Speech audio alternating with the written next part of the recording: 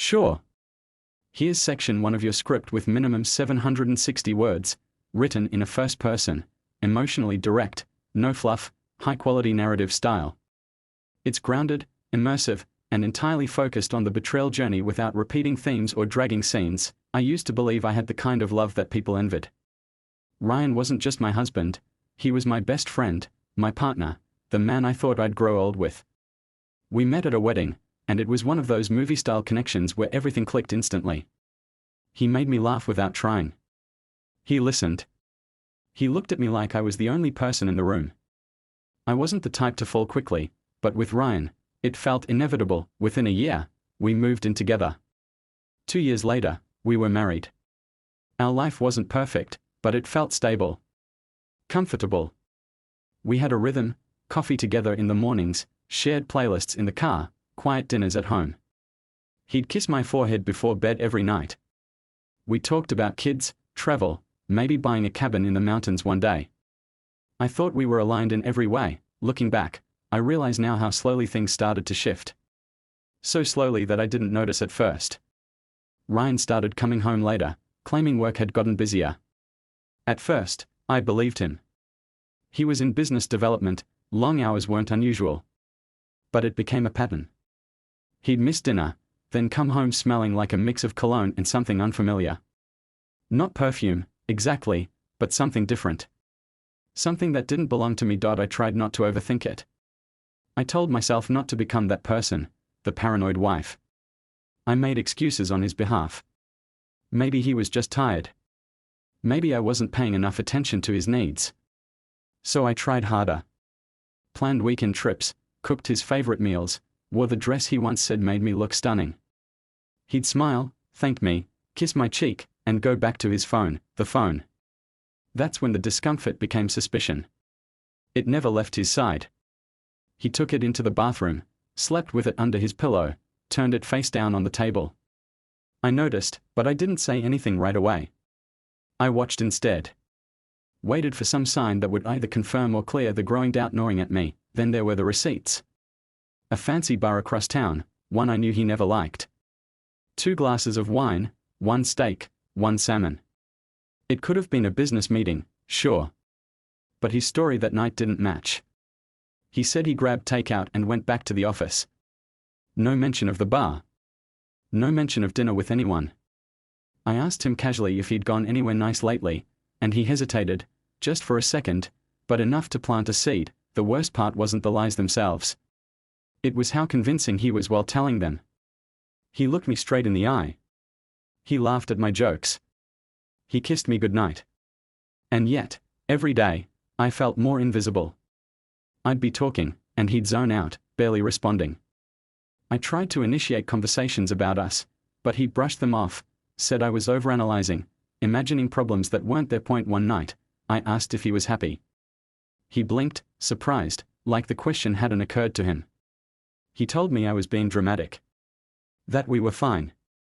That I was just stressed with work. I almost believed him. Almost, until the night he said he had a late meeting and wouldn't be home until 11. Something in my gut wouldn't let it go. I waited. And then, on impulse, I checked his location. It pinged from a restaurant downtown, an upscale place we used to go to on anniversaries. At 9:47 p.m., he was still there. I sat in our kitchen, the overhead light too bright, the silence too loud. My hands shook as I stared at the screen. I wanted to call him, to ask why he was there, who he was with. But I didn't. I just stared, and in that silence, something inside me cracked. When he came home at 11:30, I didn't say a word. I watched him walk in like nothing had happened. He kissed my cheek, went to shower, and slipped into bed like we were fine. I lay next to him, stiff and cold, staring at the ceiling, while he fell asleep within minutes. The silence between us wasn't just awkward anymore, it was oppressive. It felt like a third person in our marriage. I couldn't shake the feeling that someone else had already taken my place. And the terrifying part? He acted like he hadn't noticed I was slipping away from him. Something was broken. And the worst part was, I hadn't realized just how badly until it was already beyond repair. He left his phone on the kitchen counter once, screen glowing with a new message. I wasn't proud of what I did, but instinct took over. I picked it up. Her name was Emily. The message was short: last night was perfect. Can't stop thinking about you. My heart didn't race. It sank. There were no more doubts. No more hoping I was wrong. There it was, raw and real, confirmation that my marriage had turned into a lie. I kept scrolling. The messages stretched back for months. Flirty texts. Inside jokes. Photos. Plans. Conversations that sounded more like love than lust. She wasn't just a fling. She was being treated like the person I used to be to him. I sat down, phone still in my hand, staring at the words that shattered whatever pieces of denial I had left. I didn't cry right away. I just felt numb. That night, I waited until he got home. I didn't yell. I didn't throw anything. I asked one question: how long have you been sleeping with her? He froze. For a moment, he looked like a child caught in a lie. Then, just like that, he confessed. Not in shame, more like someone tired of hiding. He said it wasn't serious at first. Then it got complicated. Then he said, Emily understands me in ways you haven't for a long time. Like it was my fault he strayed. Like my loyalty, my support, my years with him meant nothing. He didn't apologize. Not really. He just said he didn't want to hurt me, which was ironic, considering that's all he'd been doing. Then he left. Packed an overnight bag like it was some normal night away from home. No drama. No begging. Just a door closing behind him and silence louder than ever before. The next few days were a blur. I didn't eat. I barely slept. My thoughts looped endlessly, trying to pinpoint where things went wrong. Was I too busy? Too predictable? Too available? The self-blame was relentless. I stopped answering calls. I stopped checking emails. I couldn't pretend to be okay, and I couldn't face the sympathy in people's voices if they found out. Sophie came over uninvited. She brought food I didn't touch and wine I didn't drink. She just sat with me, held my hand while I stared into space. She was the first person I told. Her reaction was immediate and fierce. This isn't about you not being enough. This is about him being a coward. I nodded. Even if I didn't believe it yet, what hurt the most wasn't the betrayal itself, it was the way he made me question my own worth. All the times I forgave his distance. All the effort I poured into keeping us connected. All the little signs I dismissed because I trusted him.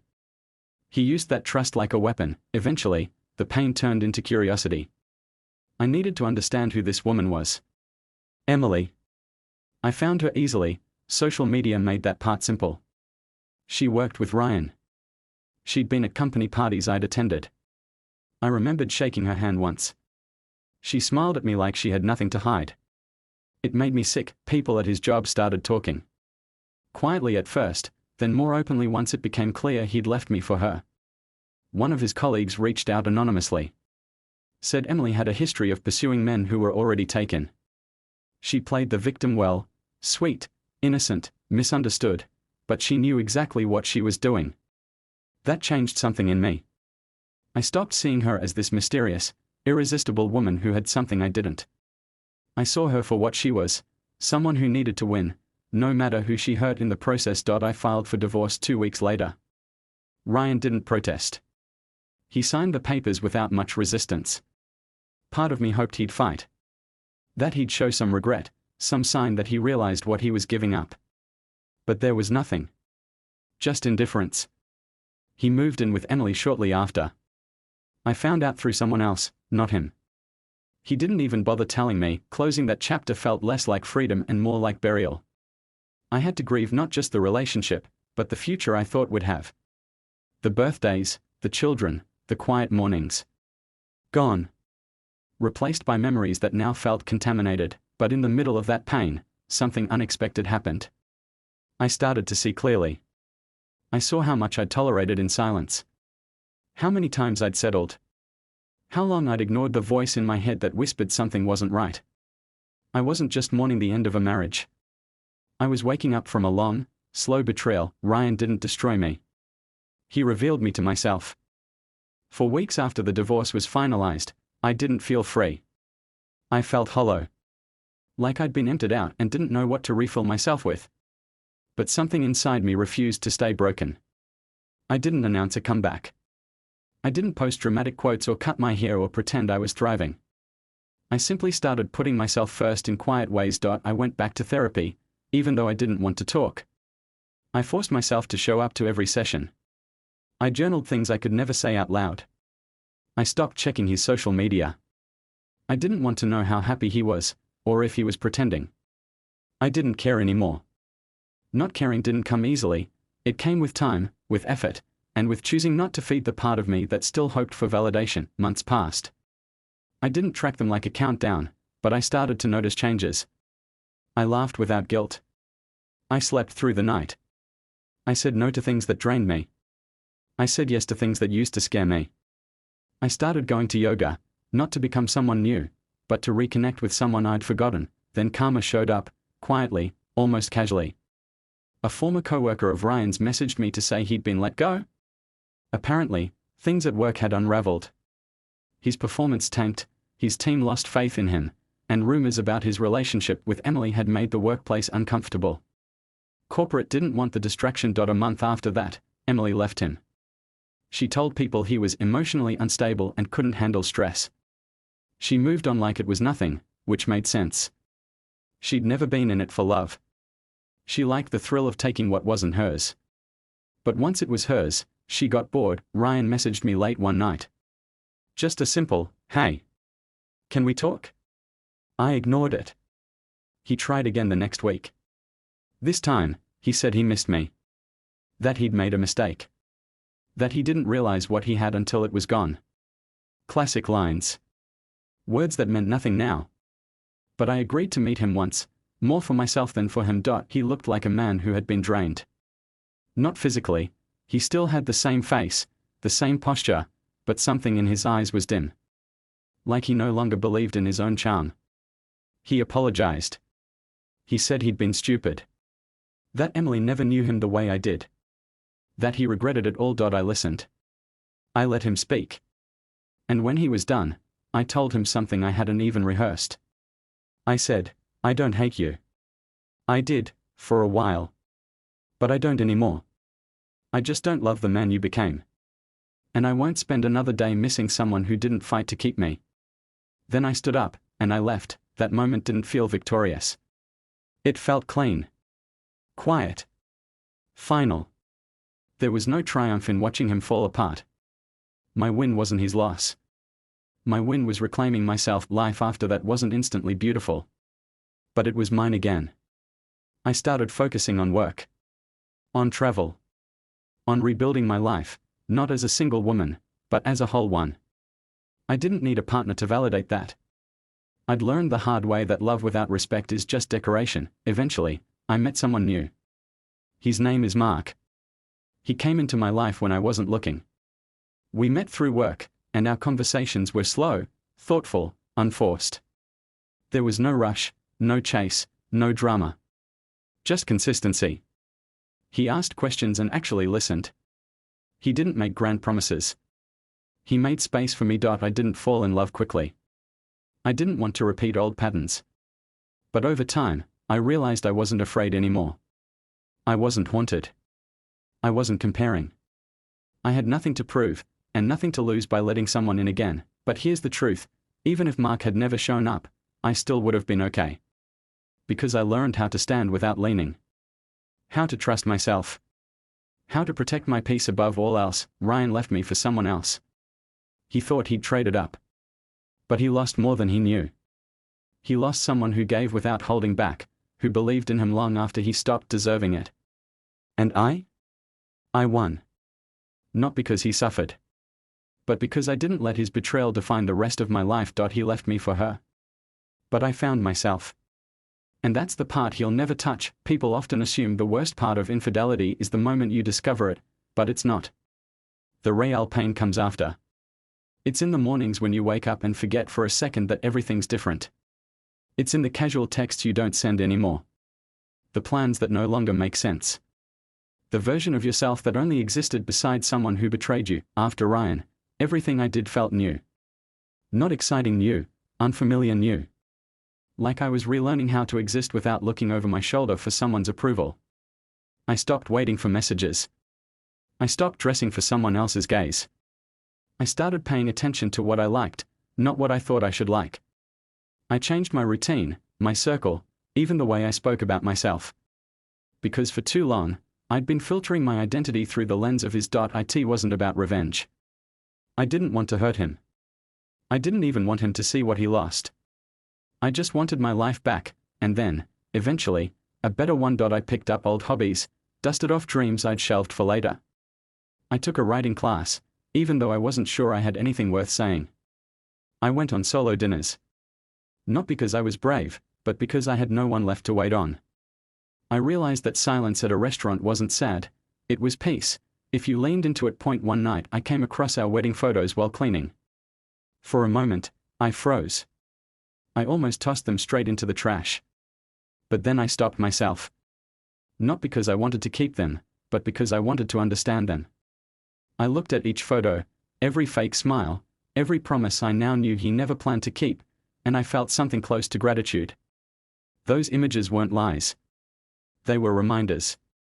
Reminders of who I was before I lost myself for someone who didn't know how to hold me. I boxed them up and put them away, not out of grief, but respect, for the woman I used to be.